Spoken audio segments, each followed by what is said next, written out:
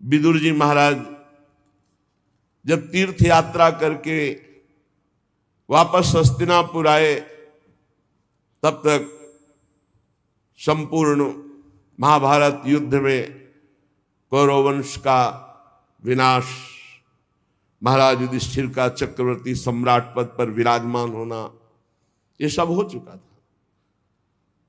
आदर्श महाराज युधिष्ठिर जी बहुत जैसे प्राण आ गए हों ऐसे पूरा परिकर मिला। फिर अंदर महल में गए तो देखा धृतराष्ट्र जी को, तो एकांत की मांग की, कोई हमारे पास नहीं रहे। फिर धृतराष्ट्र जी से कहा, तुम्हें शर्म नहीं आती? तुम श्वान की तरह जीवन व्यतीत करो, अभी तुम्हें वैराग्य नहीं हुआ? बड़े कठोर वचन। ये कटु वचन क्या होते हैं? जाकर वैराग्य प्रज्वलित करते हैं। श्वान जैसा, जैसे टुकड़ा दे दो बस पड़ा रहता है। जिनको तुमने बचपन से नष्ट करने की कोशिश की, उन्हीं पांडवों के दिए हुए टुकड़े से पेट पाल कर अब कौन सा जीवन व्यतीत करना चाहते हो? उठो, अभी चलो हमारे साथ। महाराज धृतराष्ट्र भगवान की कृपा पात्र है, भगवान व्यासदेव जी द्वारा प्रकट है, कोई अज्ञानी नहीं है। युद्ध के पहले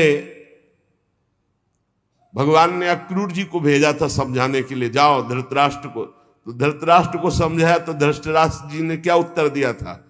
बड़े ज्ञानी महात्मा धृतराष्ट्र जी, कोई साधारण नहीं है, वो लीला पात्र है। उन्होंने कहा, अक्रूर जी तुम बातें जितनी कह रहे हो सब मुझे पता है, मुझे ज्ञात है, मैं जान रहा हूं, पर मेरे हृदय में चमक कर अंतर ध्यान हो जाती है। इसका मतलब श्री कृष्ण कुछ करवाना चाहते हैं। अक्रूर जी मुझे सब ज्ञात है जो आप बोल रहे हो, मेरे हृदय में बातें चमकती हैं और अंतर ध्यान हो जाती है, इसका मतलब श्री कृष्ण कुछ करवाना चाहते हैं। और अक्रूर जी जो श्री कृष्ण करवाना चाहते हैं उसे कोई नहीं रोक सकता। महात्मा है धृतराष्ट्र जी।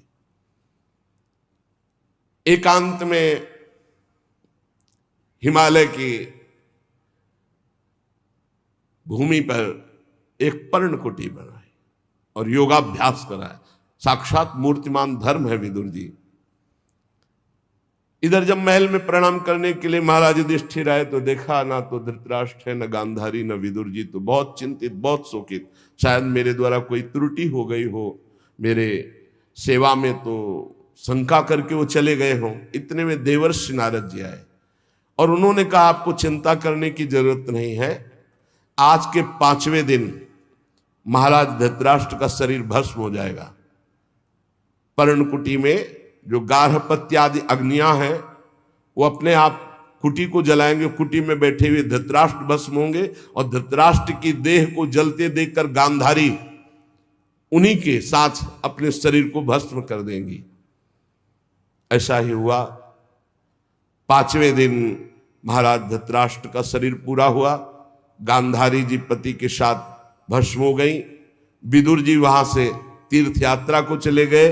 देवर्षि नारद जी ये बता करके तुम्बुर गंधर्व के साथ स्वर्ग को चले गए।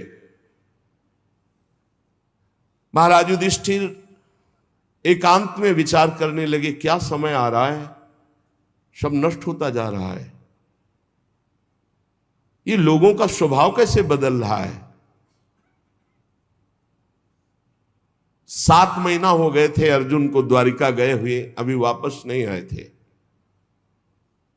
महाराज युधिष्ठिर ऐसे अपशकुन देखने लगे जिससे पता चलने लगा कि विनाश होगा।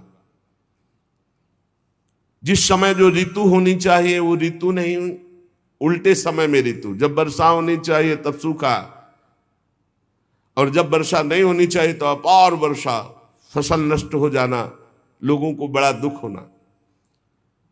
और देखा कि प्रायः लोग क्रोधी हो रहे हैं, कौड़ी कौड़ी के लिए लोभ करने लगे हैं, झूठ बोलना स्वभाव बन गया है, मित्रता में छल और कपट हो गया है, माता पिता सगे संबंधी पति पत्नी इनमें परस्पर झगड़ा होने लगा है।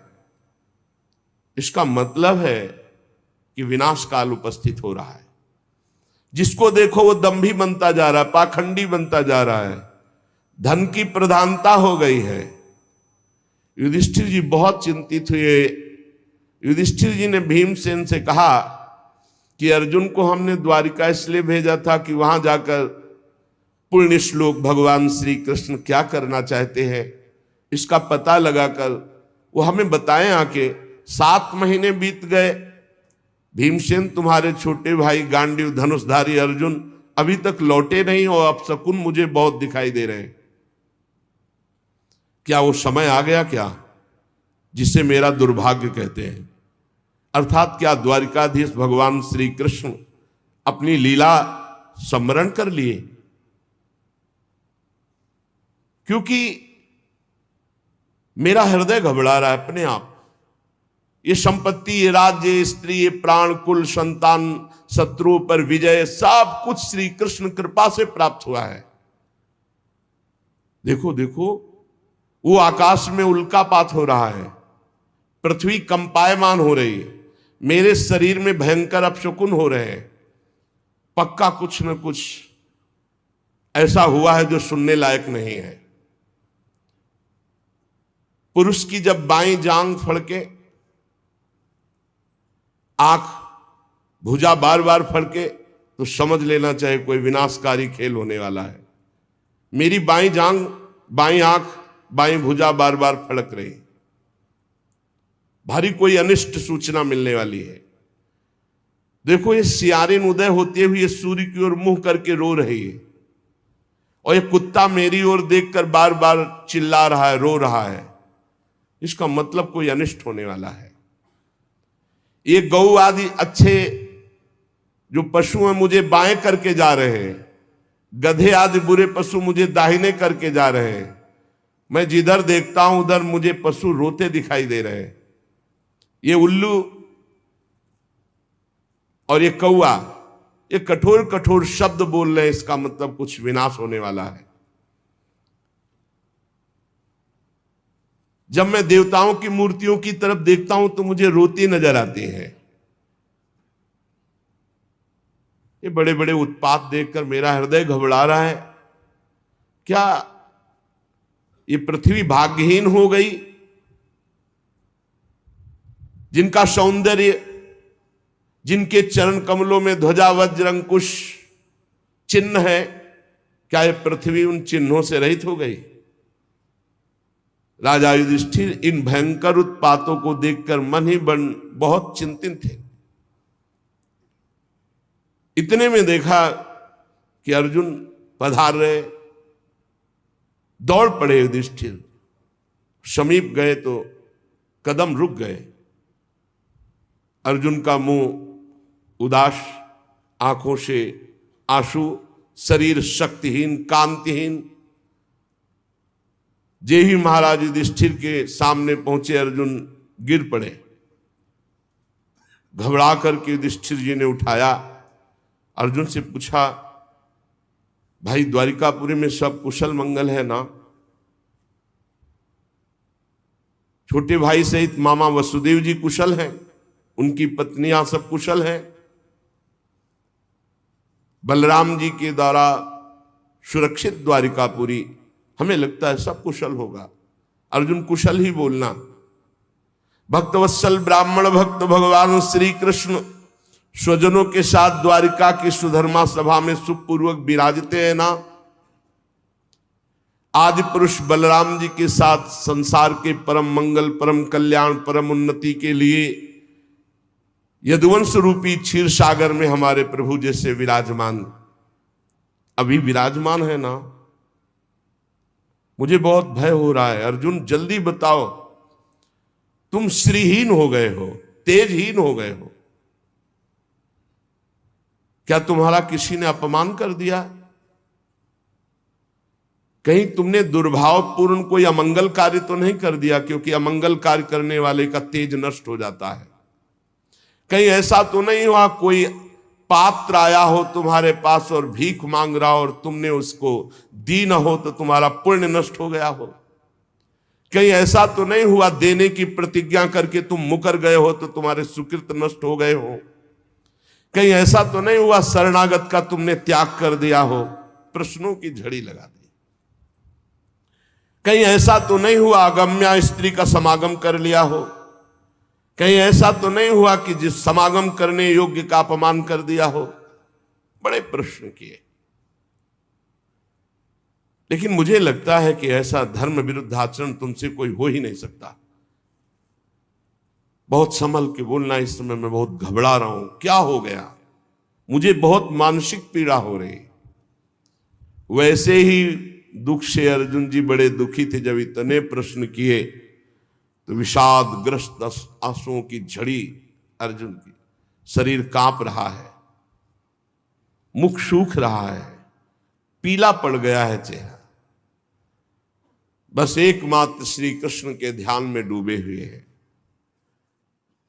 काफी देर में साहस बटोर करके उन्होंने बोलना शुरू किया। अर्जुन ने कहा, महाराज मेरी आंखों से वो ओझल हो चुके हैं जो हमारे प्राण, हमारे जीवन, हमारे सखा, जो प्रेमवश रथ हाँकना, टहलना, दूत बनना, मित्रता का, अभिन्न हृदयता का व्यवहार करना, महाराज मैं लुट गया। प्रभु अंतर ध्यान हो गए। महाराज जिन्होंने मेरे ममेरे भाई का घनिष्ठ रूप धारण किया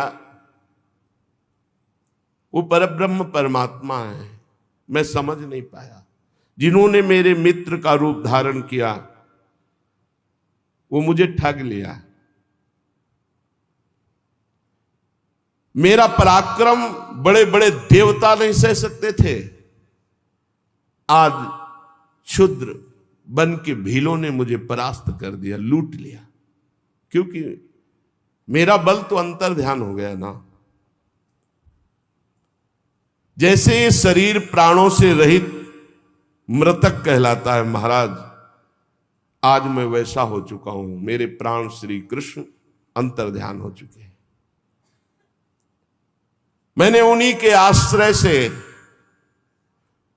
महाराज द्रुपद के घर में आए हुए कामोन्मत्त राजाओं का तेज अपहरण करके द्रौपदी को स्वयंवर में जीता। मैंने उन्हीं के आश्रय से गांडीव धनुष पर बाण चढ़ाकर मत्स्यवेद किया। भगवान की दिव्य शक्ति हर समय अर्जुन के साथ रहती थी। ये आज वही गांडीव हमारे हाथ में है, लेकिन मैं भीलों से नहीं जीत पाया।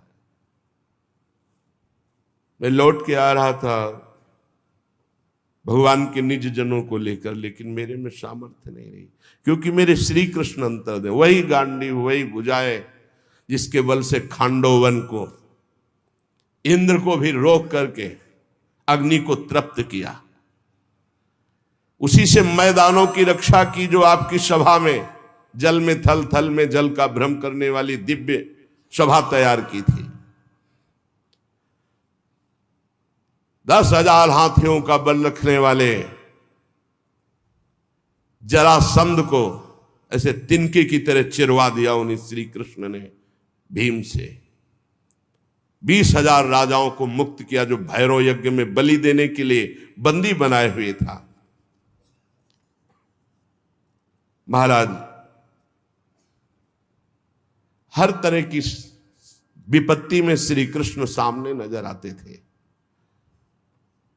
चाहे वो द्रौपदी को वस्त्रहीन करने के लिए कौरवों की सभा हो, या वनवास के समय दुर्योधन के षड्यंत्र से भेजे हुए 10,000 शिष्यों के साथ दुर्वासा ऋषि, हर समस्या का समाधान श्री कृष्ण थे। ये कई बार सुना चुके हैं दुर्वासा ऋषि का प्रसंग। बड़ा कठिन है किसी महापुरुष को प्रसन्न कर लेना, लेकिन जिनका भगवान से अनुराग नहीं वो लाभ नहीं ले पाते। 4 महीने दुर्वासा जी की बड़ी सेवा की दुर्योधन ने। दुर्वासा जी ने कहा, वरदान मांगो, चातुर्मास भर तुमने सेवा की, क्या चाहते हो? दुर्योधन ने ये विचार किया कि पांडवों का जड़ से नाश हो जाए, बढ़िया अवसर है। तो उनका ब्राह्मण हमारे ज्येष्ठ भ्राता महाराज युधिष्ठिर वनवास में है, आप 10,000 शिष्यों के साथ जाएं और उनका आतिथ्य स्वीकार करें। तब जब द्रौपदी जी बटलोई में प्रसाद पाले, द्रौपदी पालिए, फिर वहां कुछ नहीं। सिद्ध सूर्यदेव के द्वारा दी हुई बटलोई थी। तथास्तु कहकर दुर्वासा जी ठीक उसी समय पहुंचे जब द्रौपदी जी प्रसाद पाके बटलोई मार्जन करके रख दिया। शिष्य मंडली 10,000, आगे दुर्वासा जी महाराज धर्मराज जी के समय पहुंचे, साष्टांग दंडवत किया। महाराज आइए, आज तो हमारे अहोभाग्य, आप कृपा करके दर्शन दिए। अब पूछना होता महाराज प्रसाद पाल, हाँ हाँ अभी यमुना स्नान करके आते हैं, अभी आते हैं प्रसाद पाने। 10,000 शिष्य सहित यमुना जी स्नान करने गए। महाराज युधिष्ठिर द्रौपदी के पास गए और द्रौपदी जी से पूछा प्रसाद पा लिया? हाँ, बटलोई मान के रख दी, मूर्छित से हो गए। द्रौपदी जी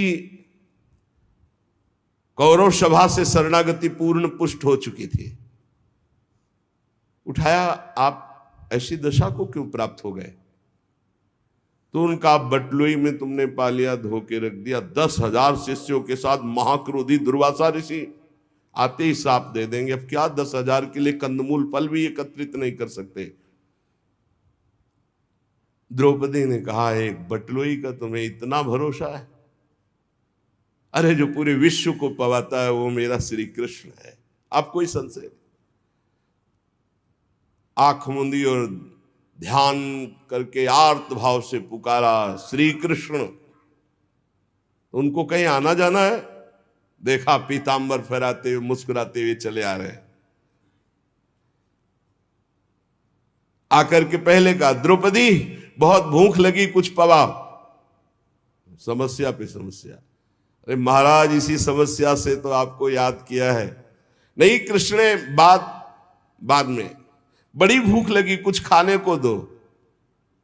द्रौपदी ने फिर गदगद कंठ से कहा, प्रभु ऐसे तो मेरे बड़े भाग्य हैं कि आप ऐसे कह रहे, पर प्रभु इस समय कुछ नहीं है, बटलोई मांझ के रख दिया। अच्छा तो जरा बटलोई लाना। ये कर तुम अकर तुम अन्यथा कर तुम सर्व समर्थ भगवान का प्रताप देखो। कोई साधारण स्त्री भी जूठा पात्र थोड़ी धो के रखे कि रख दिया उसमें सीख जरा भी शीत लगा हुआ है। फिर ये तो पतिव्रता है, देवी है, ये कोई स्त्री से प्रकट है क्या? द्रौपदी यज्ञ से प्रकट है। दूसरी बात, जब भगवान सूर्य ने कह दिया कि द्रौपदी के पाले के बाद कुछ नहीं बचेगा तो कुछ नहीं बचेगा। लेकिन श्री कृष्ण है, एक साक का शीत निकाला। कहां से निकाला? बटलोई से। सिद्ध बटलोई, धुली बटलोई, ये है श्री कृष्ण। और कहा इतने में तो पूरा विश्व तृप्त हो जाएगा। जबान में रखा तो वहां मुनिमंडली जो यमुना स्नान कर रही थी, ऐसा भरा बड़ा आचमन करने की जरूरत नहीं। बोले जाओ, भीम से कहा भगवान ने, कह दो पकवान तैयार है, आओ महाराज। बोले महाराज, बोले जाओ तो तुम कहो जा करके। जो ही भीमसेन गए तो वहां सब दुर्वासा जी से कहा, महाराज रसोइये ने ऐसे सुंदर व्यंजन बनाए, आप पधारे। उनका देखो आचमन करने की जगह नहीं। वैसे तो अगर 2 मिनट लेट हो जाते तो हम सब भाग जाते यहां से, क्योंकि किसी के सामर्थ्य नहीं है। शिष्यों ने कहा, गुरुजी आदेश मत कर देना, आचमन करने की जगह नहीं। उनका वरदान मांगो। तो बोले जिस भाव से दुर्योधन ने भेजा था वो उसी भाव को प्राप्त हो जाए। विनाश के लिए भेजा था, उनका तथास्तु। अर्जुन जी कह रहे हैं, जिनके बल से बड़े भारी दुस्तर संकट दुर्वासा से हम बच पाए, जिनके प्रताप से हमने भगवान शंकर को अपनी बाहुओं से युद्ध रूपी पूजा करके तृप्त कर दिया। भगवान शंकर से भगवान शंकर से कोई एक सेकंड भी युद्ध कर सकता है? अरे प्रलयंकारी रुद्र हैं, इनके सामने कोई नहीं टिक सकता। बाहु युद्ध या जितने अक्षय तूणीर में बाण थे सब ऐसे लीन हो गए। जब बाण मारते ना तो शरीर में अंतर ध्यान हुआ। अर्जुन जी को लगा ऐसा किरात कौन सा वीर है कि जो हमारे बाणों को ही ली जा रहा है। जब एक भी बाण नहीं बचे तो गांडीव से प्रहार किया तो गांडीव भी अंतर ध्यान हो गया। अब उठा के वज्र जैसे घूंसों से प्रहार करना शुरू किया। जे भी भगवान शंकर ने प्रहार किया तो उनका रुक जाओ, 2 मिनट का समय दो, हम अपने आराध्य देव की पूजा कर ले, क्योंकि लगा कि इनके घूंसे से प्राण निकल जाएंगे। और मन में आया कि इतनी पीड़ा तो हमें कहीं किसी युद्ध में नहीं हुई, ऐसा कौन है जो मुझे कष्ट दे सकता है। तो उन्होंने कहा हाँ हाँ जो तुम्हें करना है कर लो। तत्काल रज से एक लिंग बनाया, कुछ पत्र पुष्प जंगल के और महादेव जी का। तो देखा कि जो पुष्प और माला डाली वो किरात के माथे पे। उनका प्रभु, तो बोले हाँ यही मैं देखने आया था कि तुम मेरे दिव्यास्त्र को रखने लायक हो कि नहीं। ये पाशुपतास्त्र ये साधारण नहीं है जो मैं तुम्हें देने जा रहा हूं, विश्व का विनाश एक क्षण में कर देगा, बहुत होश में। यही मैं देखना चाहता। उस समय भगवान शंकर को भी मैंने तृप्त किया युद्ध में, वो भगवान श्री कृष्ण के बल से। यत्तेज साथ भगवान युद्ध शूल पाणिर विस्मापिता सगिरिजोस्त्र मदान निजम में, वो प्रसन्न होकर अपना निज अस्त्र मुझे प्रदान किया। महाराज जिन श्री कृष्ण के प्रताप से देवराज इंद्र की सभा में देवराज के सिंहासन पर आधे पर बैठने का मुझे अधिकार मिला, जिन श्री कृष्ण के प्रताप से देवताओं ने मेरी पूजा की, ऐसा मैंने युद्ध किया, निवात कवच नामक दैत्यों का विनाश किया, आज मैं उनसे रहित हो गया हूं। अर्जुन जी कह रहे महाराज मैं अपार शोक से युक्त हो रहा हूं। सोने बैठने टहलने बड़ी बड़ी बातें भोजन आदि के समय बड़ी मजाक करना, और कभी कभी तो मैं उन्हें कह देता कि मित्र तुम तो बड़े सत्यवादी हो, तो हंस देते। वो महापुरुष मैं समझ नहीं पाया। मित्र मित्र का जैसे अपराध सह लेता है, पिता पुत्र का अपराध सह लेता है, ऐसे मुझ दुर्बुद्धि का मजाक हो सहते। मेरे प्रिय सखा, मेरे प्रिय मित्र, नहीं नहीं मेरे हृदय, मेरे पुरुषोत्तम भगवान ने मुझे छल लिया। वो चले गए। मैं उनके निज जनों को द्वारिका से साथ ला रहा था। मार्ग में दुष्ट भीलों ने मुझे एक अबला की तरह हरा दिया। मेरे में कोई बल नहीं, वही गांडी, वही बाण, वही अर्जुन, कुछ नहीं कर पाया। लूट ले गए संपत्ति। वही मेरा गांडीव है, वही अक्षय तूणीर, वही बाण, वही रथ, वही घोड़े, वही रथी अर्जुन, पर मेरा सारथी नहीं, मेरे श्री कृष्ण नहीं, तो मैं परास्त हो गया, हार गया। लूट लिया भीलों ने। श्री कृष्ण के बिना मैं सार शून्य हो रहा हूं। क्या करूं? तुमने जितने ईश्वर संबंधियों की बात पूछी सब नष्ट हो चुके हैं।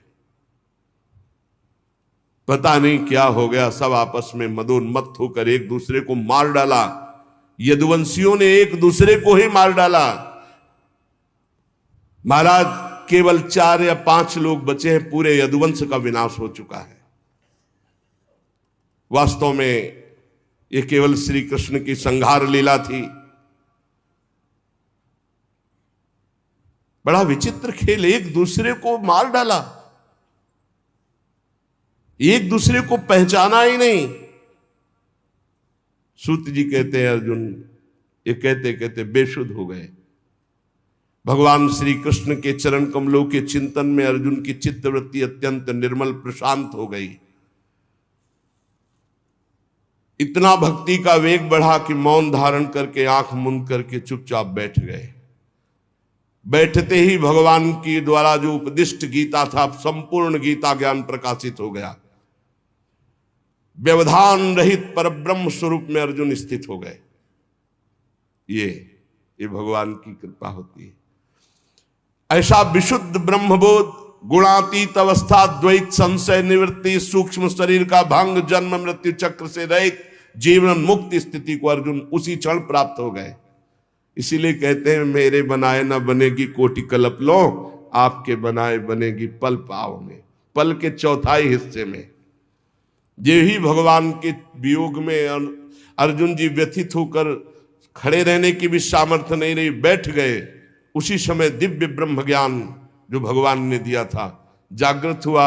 स्थूल सूक्ष्म कारण तीनों शरीरों का राग भस्म हुआ। अपने स्वरूप में स्थित जीवन मुक्त महापुरुष भगवान के स्वधाम गमन यदुवंश का संहार सुनते ही महाराज युधिष्ठिर शांत हो गए।